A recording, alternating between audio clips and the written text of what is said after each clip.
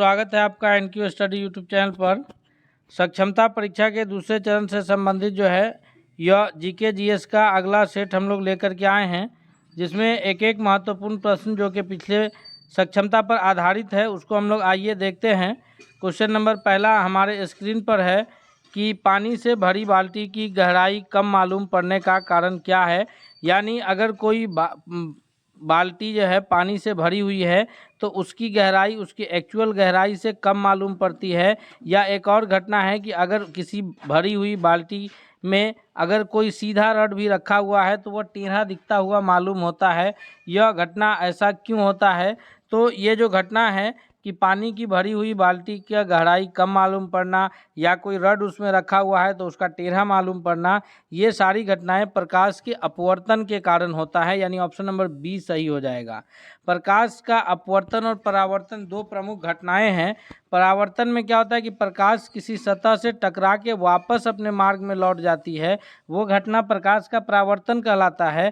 जबकि अपवर्तन की घटना में क्या होती है कि प्रकाश की किरण एक माध्यम से जब दूसरी माध्यम में जाती है तो जब विरल से सघन में जाती है तो वो अभिलंब की ओर मुड़ती है और फिर सघन से विरल में जाती है तो अभिलंब से दूर भागती है। तो ये घटना जो है प्रकाश का अपवर्तन कहलाता है। यानी अपवर्तन में प्रकाश एक माध्यम से दूसरे माध्यम में जाता है। जैसे प्रकाश की किरण हवा से जल में जाएगी या फिर हवा से कांच में जाएगी तो ये घटना अपवर्तन कहलाएगी। और यही कारण है क्योंकि जल जो है पारदर्शी होता है यानी उसके आर पार दिखता है। तो जब बाल्टी में यानी हवा जो प्रकाश की किरण है हवा से उस बाल्टी के पानी में जाती है तो अपवर्तन की घटना के कारण उस बाल्टी का गहराई कम दिखता है। क्वेश्चन नंबर दूसरा है कि जो सरल सूक्ष्मदर्शी है यानी जो सिंपल माइक्रोस्कोप है उसमें किसका उपयोग होता है? तो कोई भी जो सूक्ष्मदर्शी यंत्र हैं उसमें दर्पण का तो उपयोग होगा नहीं, सबसे बड़ी पहली बात यह है। तो इसलिए ऊपर का दोनों ऑप्शन गलत हो जाएगा। अब है कि अवतल दर्पण होता है या फिर उत्तल दर्पण होता है। तो इसमें जो सही उत्तर हो जाएगा कि उत्तल दर्पण होता है, क्योंकि जो माइक्रोस्कोप सूक्ष्मदर्शी होंगे वो तस्वीर को यानी फिगर को बड़ा करके दिखाता है। तो इमेज जो बड़ा दिखता है वो उत्तल लेंस में दिखता है, इसलिए ऑप्शन नंबर डी सही होगा। अब है कि अवतल दर्पण इसका प्रयोग कहाँ होता है ये भी जानते चले ऑप्शंस में है। तो अवतल दर्पण का प्रयोग जो है वो हजामती दर्पण के रूप में होता है यहाँ पर, या फिर डॉक्टर्स जो है इसका इस्तेमाल करते हैं अवतल दर्पण का। दूसरा है उत्तल दर्पण, इसका इस्तेमाल जो है अधिकांशतः ये सभी गाड़ियों के साइड मिरर के रूप में इस्तेमाल होते हैं, क्योंकि उत्तल दर्पण में तस्वीर हमेशा छोटा बनता है। इसलिए जो भी मोटरसाइकिल कार जो भी गाड़ी है बस ट्रक उसके जो साइड मिरर होते हैं पीछे देखने के लिए वहाँ उत्तल दर्पण का ही उपयोग किया गया होता है। दोस्तों एक एक महत्वपूर्ण प्रश्न हम इस प्रकार से आपको बताएंगे ताकि परीक्षा की दृष्टि से वो सभी लाभकारी हो और आपको परीक्षा में आने वाला एक भी प्रश्न छूटे नहीं। इसलिए आपसे रिक्वेस्ट है कि यदि आप चैनल पर नए हैं तो सब्सक्राइब करते हुए बेल आइकन को जरूर दबा लीजिएगा ताकि इससे संबंधित कोई भी प्रश्न आए तो आपसे छूटे नहीं। अगला क्वेश्चन नंबर तीसरा है हमारे स्क्रीन पर, वो कह रहा है कि लिखित संविधान की अवधारणा ने सर्वप्रथम कहाँ जन्म लिया था। यानी इन देशों में से संयुक्त राज्य अमेरिका है, ब्रिटेन है, फ्रांस है और स्विट्जरलैंड है, इन देशों में से कौन सा देश सबसे पहले अपना लिखित संविधान बनाया था? तो इसका सही उत्तर ऑप्शन नंबर सी के रूप में जाएगा कि इनमें से जो है फ्रांस ने जो है सबसे पहले अपना लिखित संविधान डिजाइन किया था। नेक्स्ट सवाल की ओर, भारत का अभी जो हमारा है यह भी लिखित संविधान है और दुनिया का सबसे बड़ा लिखित संविधान जो है अपने भारत का संविधान है। क्वेश्चन नंबर चौथा है कि चंपारण सत्याग्रह के दौरान महात्मा गांधी के साथ कौन कौन शामिल थे? चंपारण सत्याग्रह बिहार का या पूरे भारत का वह प्रथम सत्याग्रह कहिए जिसके बाद जो है गांधी जी एक राष्ट्रीय नेता के रूप में उभरे हैं। तो चंपारण सत्याग्रह जो कि हुआ कब है तो 1917 में हुआ है। 1917 में चंपारण सत्याग्रह हुआ। यह 3 कट्ठिया प्रथा के विरुद्ध था, यानी जो किसानों को 20 कट्ठों में से 3 कट्ठा में नील की खेती करनी पड़ती थी उसके विरुद्ध था। यानी यह एक तरह से किसान आंदोलन के रूप में जाना जाएगा। गांधी जी किसानों की समस्याओं को सुनने के लिए आए थे और देखे हालात तो उन्होंने सत्याग्रह शुरू कर दिया। और उस समय गांधी जी के साथ जो थे वो राजेंद्र प्रसाद थे और अनुग्रह नारायण सिंह थे। यानी इसका चौथा का ऑप्शन नंबर सी सबसे सही जवाब होगा। अगले प्रश्न की ओर बढ़ते हैं। क्वेश्चन नंबर 5 है कि किस मुगल बादशाह की मृत्यु दीन पनाह पुस्तकालय की गिरने के वजह से हो गई थी? तो दीन पनाह पुस्तकालय के गिरने की वजह से जिस मुग़ल बादशाह की मृत्यु हुई है उसका नाम हुमायूं है, जो कि मुग़ल शासक जो बाबर हैं उसके पुत्र है हुमायूं। और मुग़ल शासन की स्थापना 1526 ईस्वी में इब्राहिम लोदी को हरा करके पानीपत के युद्ध में बाबर ने स्थापना की थी। और बाबर 4 साल के बाद 1930 में जब मर गया तो फिर वहाँ पर हुमायूं जो है उसका पुत्र यह शासक बना था। और इसने जो है चौसा बिलग्राम के युद्ध में शेरशाह सूरी से हारा और शेरशाह सूरी वंश से शासन किए। फिर उसके बाद जो है हुमायूं जो है फिर शेरशाह सूरी को हरा करके शासन की स्थापना की है, मुग़ल शासन की। तो इस प्रकार अगर देखा जाए तो हुमायूं जो है के 2 शासन काल के बीच में शेरशाह सूरी का शासनकाल रहा है और शेरशाह सूरी का संबंध जो है वो बिहार से रहा है। नेक्स्ट सवाल है, क्वेश्चन नंबर 6 है कि अस्थाई बंदोबस्त नीति किसने लागू की थी। अस्थाई बंदोबस्त 3 प्रकार की जो मुख्य रूप से नीति चल रही थी किसानों के खेतों को लेकर के, एक था रैयतवाड़ी व्यवस्था, एक था महलवाड़ी व्यवस्था, एक था अस्थाई बंदोबस्त। तो इसको जो लागू करने का कार्य किया था अस्थाई बंदोबस्त को, वो लॉर्ड कॉर्नवालिस के द्वारा किया गया था। ऑप्शन नंबर सी सही जवाब होगा। लॉर्ड वेलेस्ली जो है सहायक संधि के लिए जाना जाता है और सबसे पहले सहायक संधि करने वाला हैदराबाद का निजाम था। लॉर्ड डफरिन इसलिए जाने जाते हैं क्योंकि इन्हीं के समय जो है 1885 ईस्वी में 28 दिसंबर 1885 को इंडियन नेशनल कांग्रेस भारतीय राष्ट्रीय कांग्रेस की स्थापना हुई थी। अगला सवाल है क्वेश्चन नंबर 7 कि ह्वेनसंग की भारत यात्रा के समय सूती कपड़ों के उत्पादन के लिए कौन सा नगर सबसे प्रसिद्ध था। तो ह्वेनसंग जब भारत की यात्रा पर आए थे उस समय सूती वस्त्र के उत्पादन में सबसे जो प्रमुख नगर था वह था मथुरा, यानी ऑप्शन नंबर बी इसका 7वां नंबर प्रश्न का सबसे सही उत्तर होगा। दोस्तों अगर आपको यह वीडियो पसंद आ रहा है तो आप कमेंट करके ज़रूर बताइएगा। साथ ही साथ अगर आप हमसे पहले उत्तर कर रहे हैं तो भी आप कमेंट करके बताइए। क्वेश्चन नंबर 8 है कि पंचायती राज किसका विषय है। यह समवर्ती सूची का विषय है या केंद्र सूची का या फिर राज्य सूची का। यानी हमारे संविधान में जितने भी बातें हैं उन्हें 3 ग्रुप में कैटेगराइज किया गया है कि कौन से विषय पर क्यों कौन कानून बनाएगा और उस पर किसका अधिकार होगा। तो इस हिसाब से जो है हमारे संविधान में जो कुछ विषय ऐसे हैं जिसको कंक्रीट लिस्ट यानी समवर्ती सूची में रखा गया है, जैसे शिक्षा है, स्वास्थ्य है, इन सबको समवर्ती सूची में रखा गया है। यानी इस पर जो है केंद्र और राज्य दोनों को कानून बनाने का अधिकार प्राप्त है। उस हिसाब से पंचायती राज का जो विषय है यह केवल राज्य सूची का विषय है, यानी इसमें राज्य ही जो है इस पर ये कर सकता है। यानी पंचायत के मामले में जो कानून बनाने का अधिकार है वो राज्य के पास है। ऑप्शन नंबर सी सही उत्तर होगा। नेक्स्ट सवाल है कि लोदी वंश का अंतिम शासक कौन था। तो लोदी वंश जो है यह दिल्ली सल्तनत का सबसे अंतिम वंश रहा है। दिल्ली सल्तनत में कुल 5 वंश का शासन रहा है, जिसमें जो है गुलाम वंश, तुगलक वंश, सैयद वंश और उसके बाद जो है खिलजी वंश, सब गुलाम वंश के बाद खिलजी वंश के बाद जो है सैयद, तुगलक और लोदी वंश का शासन रहा है।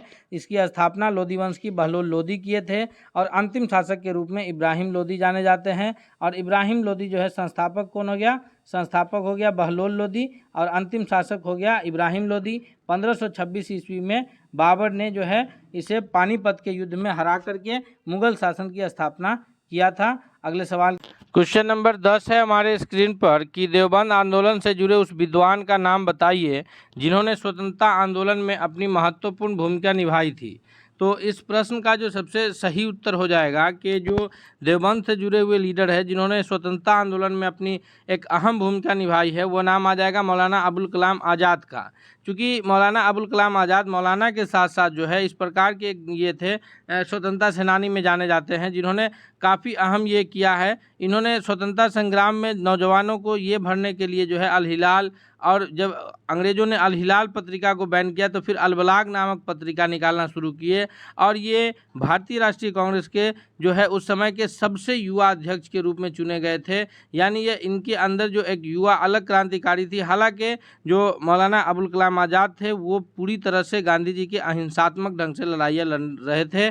अगले प्रश्न की ओर बढ़ते हैं हम लोग। नेक्स्ट क्वेश्चन है क्वेश्चन नंबर 11 है कि राष्ट्रीय कांग्रेस के सम्मेलन में भारत की स्वतंत्रता का प्रस्ताव पेश करने वाले प्रथम व्यक्ति कौन थे। यानी जो भारतीय राष्ट्रीय कांग्रेस का हर वर्ष जो ये वार्षिक सम्मेलन होता था, तो उसमें सबसे पहले कौन है जो भारतीय स्वतंत्रता का प्रस्ताव पेश किए थे? तो इसका सबसे सही जवाब जो जाएगा, ये महात्मा गांधी हैं, या फिर रफ़ी अहमद किदवई, या ये भारतीय राष्ट्रीय कांग्रेस के ये प्रथम अध्यक्ष WC बनर्जी यानी व्योमेश चंद्र बनर्जी है। तो इन सभी का आंसर नहीं होगा, बल्कि जो सही उत्तर होगा वो ऑप्शन नंबर डी के रूप में जाना जाएगा कि मौलाना हसरत मोहानी थे जो प्रथम व्यक्ति थे जो ये स्वतंत्रता का प्रस्ताव पेश किए थे। सवाल है 12 कि श्रीमती एनी बेसेंट कांग्रेस की अध्यक्ष कब निर्वाचित हुई?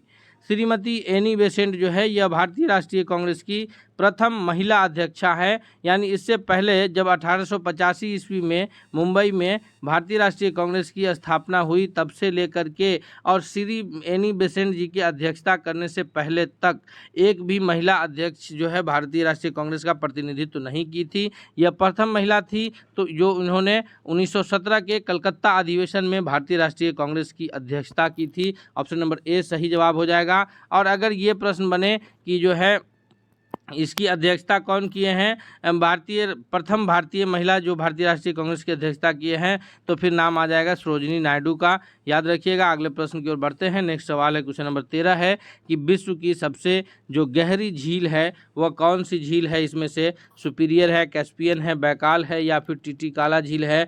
तो इसका जो सबसे सही जवाब होगा दोस्तों 13वां नंबर प्रश्न का ऑप्शन नंबर सी जाना जाएगा कि बैकाल झील जो है यह विश्व की सबसे गहरी झील है। नेक्स्ट सवाल है क्वेश्चन नंबर 14 है कि विश्व का पहला गणतंत्र वैशाली में किसके द्वारा स्थापित किया गया था?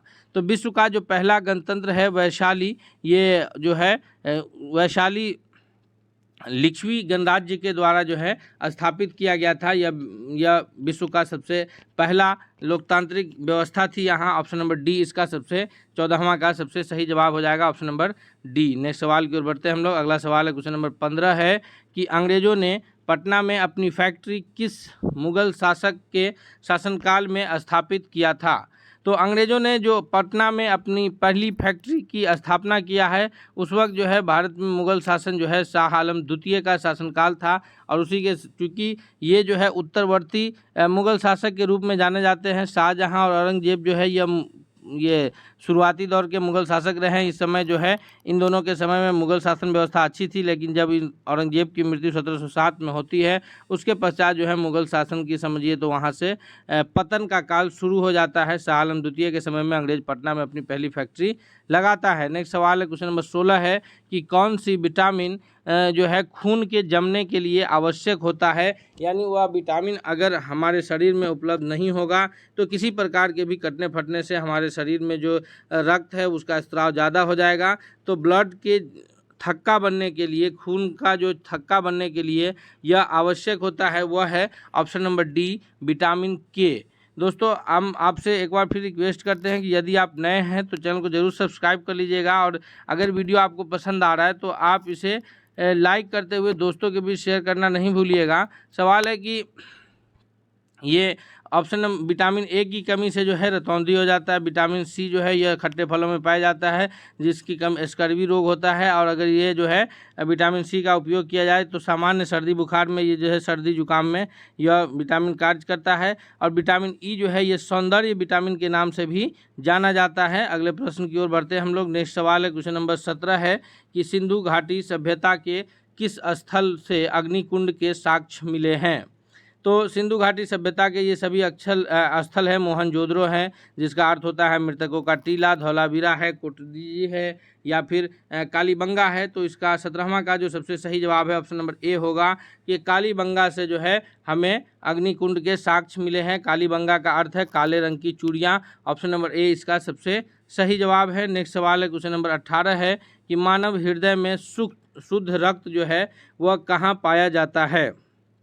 तो हमारा जो हृदय है वो उसका काम ही होता है कि वो रक्त को पंप करता है, रक्त को पंप करके पूरे शरीर में पहुंचाने का कार्य जो है हृदय करता है। इसीलिए हृदय को जो है वो परिवहन तंत्र, परिवहन यानी ढोने का, एक जगह से दूसरी जगह सामान ले जाने का तंत्र माना जाता है। और हमारा जो वृक्क यानी किडनी है उसका कार्य क्या है? किडनी का कार्य है रक्त को प्यूरिफाई करने का। इसी वजह से अगर किसी पेशेंट की किडनी में कोई प्रॉब्लम्स होता है तो उसे कृत्रिम ढंग से यानी ये नेचुरली ना हो करके उसे जो आर्टिफिशियल ढंग से डायलिसिस करके उसके रक्त को जो है यह शुद्धिकरण का कार्य किया जाता है। तो जब किडनी से रक्त प्योर हो करके वह कहाँ पहुंचता है? किडनी से जो है वो रक्त प्योर हो करके जो पहुंचता है वह है महाधमनी एवं बायां नीले में पहुंचता है। और फिर दायां नीले से जो है वो रक्त पंप होकर के पूरे शरीर में पहुंचता है। किसको? ऑक्सीजन को लेकर के फेफड़ा से जा कर के ऑक्सीजन लेता है और फिर जो है ऑक्सी हीमोग्लोबिन वाला रक्त पूरे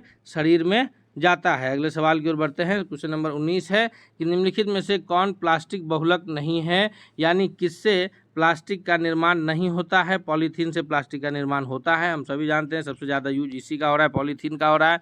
तो इसमें 19वां का जो सही जवाब हो जाएगा वो हो जाएगा टेफ्लॉन, यानी option number B. Option number B जो है वो ये प्लास्टिक बहुलक नहीं है, टेफ्लॉन। बाकी जो तीनों है पॉलीथीन है, पॉलीस्टाइरीन है और बेकेलाइट है, इन तीनों से प्लास्टिक का निर्माण होने का कार्य होता है।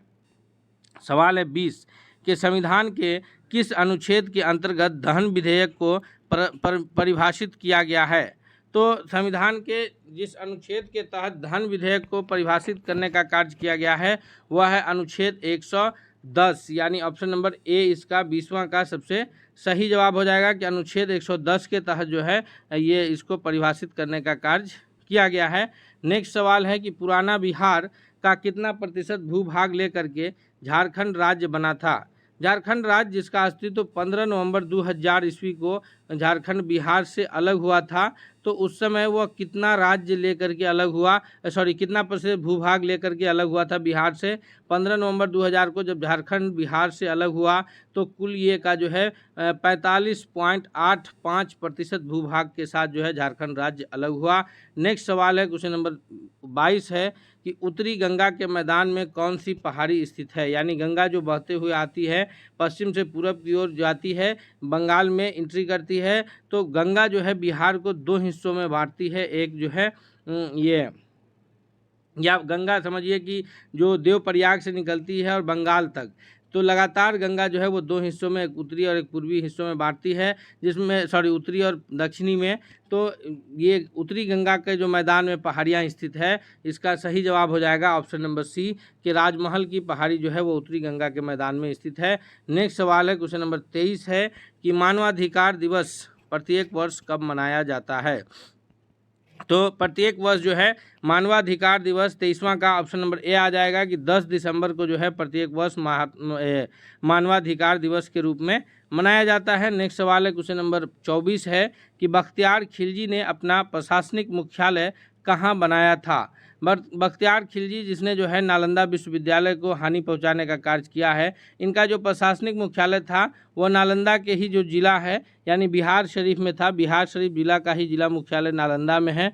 तो ऑप्शन नंबर डी इसका सही जवाब हो जाएगा कि बिहार शरीफ में जो है ये अपना प्रशासनिक का मुख्यालय स्थापित किए थे।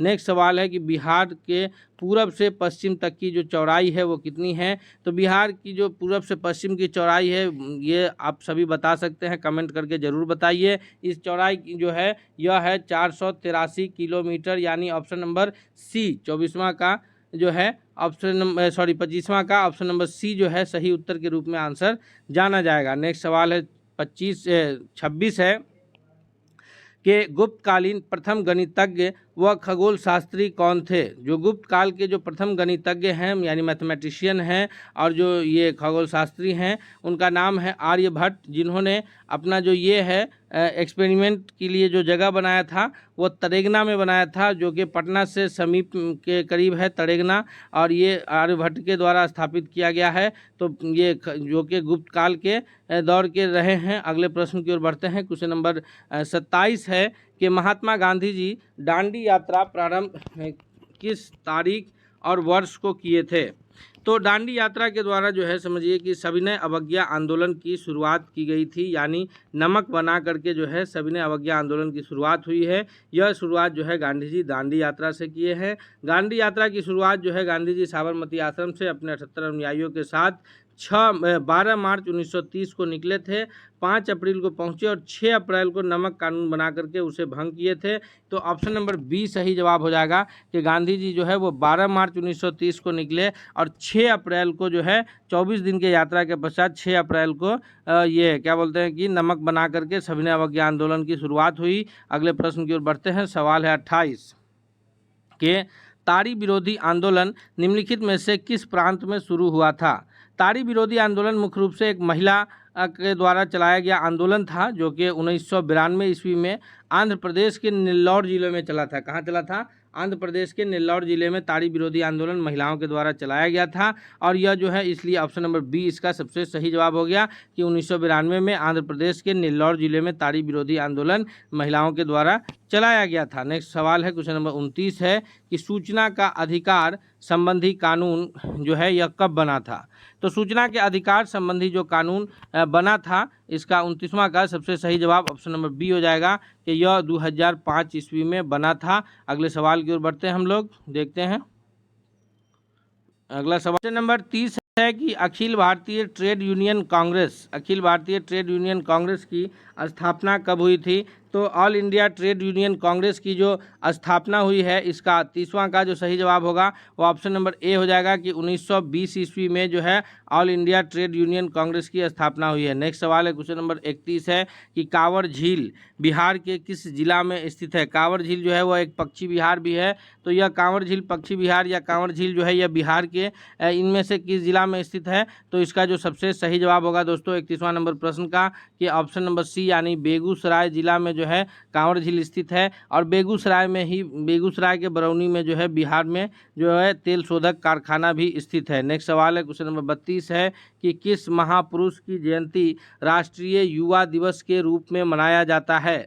तो राष्ट्रीय युवा दिवस नेशनल यूथ डे प्रत्येक वर्ष 12 जनवरी को मनाया जाता है। राष्ट्रीय युवा दिवस कब मनाया जाता है? 12 जनवरी को। और उस दिन किनका जन्म दिवस है? तो उस दिन जो है वह स्वामी विवेकानंद जी का जन्म दिवस है, यानी ऑप्शन नंबर डी इसका सबसे सही जवाब के रूप में उत्तर जाना जाएगा। नेक्स्ट सवाल की ओर बढ़ते हैं। क्वेश्चन नंबर 33 है कि बंगाल के नवाब अलीवर्दी खां का उत्तराधिकारी कौन हुआ। 33वां का जो सही जवाब हो जाएगा कि बंगाल के नवाब अलीवर्दी खां का जो उत्तराधिकारी हुआ वह सिराजुद्दौला हुआ, जिसने प्लासी का युद्ध लड़ा था। सिराजुद्दौला जिसने प्लासी का युद्ध लड़ा था। नेक्स्ट सवाल की ओर 1757 ईस्वी में प्लासी का युद्ध हुआ था। क्वेश्चन नंबर 34 है कि निम्नलिखित में से किसने भारतीय राष्ट्रीय कांग्रेस के कराची अधिवेशन 1931 की अध्यक्षता की थी। तो भारतीय राष्ट्रीय कांग्रेस के जो कराची अधिवेशन 1931 की अध्यक्षता करने का जो श्रेय है वह वल्लभ भाई पटेल को जाता है। और बारदोली सत्याग्रह के कारण इन्हें सरदार की उपाधि दी गई, तो सरदार वल्लभ भाई पटेल के नाम से जाने गए। सवाल 35 है कि मौलिक कर्तव्य को निर्धारित किया गया।